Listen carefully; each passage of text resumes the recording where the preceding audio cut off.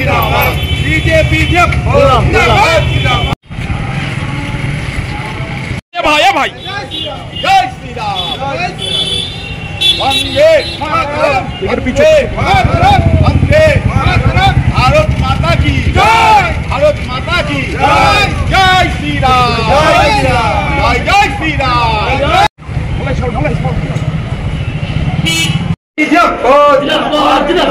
जगन्नाथ सरकार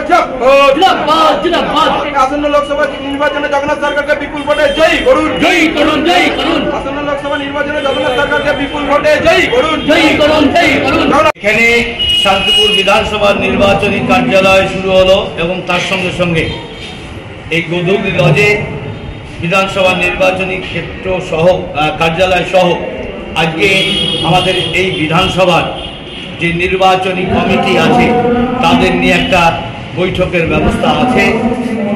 আমাদের পরিভাষায় এটাকে বলা হচ্ছে প্রবাস যোজনা। আচ্ছা, স্থায়ীভাবে আপনাদের কোনো দলীয় কার্যালয় আছে শান্তিপুরে? শান্তিপুরে স্থায়ীভাবে সেভাবে দলীয় কার্যালয় নেই। আপনি তো ধরুন সাংসদ হলেন দুবার, তারপরে দলও সমৃদ্ধ হয়েছে, এখন কি স্থায়ীভাবে একটা করা যেত না? হবে, হচ্ছে তো অবশ্যই। আমরা পরবর্তী পদক্ষেপে অবশ্যই নেব, কারণ আমাদের স্থায়ীভাবে আছে বিধানসভার নয়, কিন্তু পাড়ায় আছে, অঞ্চলে আছে, এরকম কার্যালয় অনেক আছে। এখানে বিধানসভার কার্যালয় স্থায়ীভাবে করে ওঠা সম্ভব হয়নি।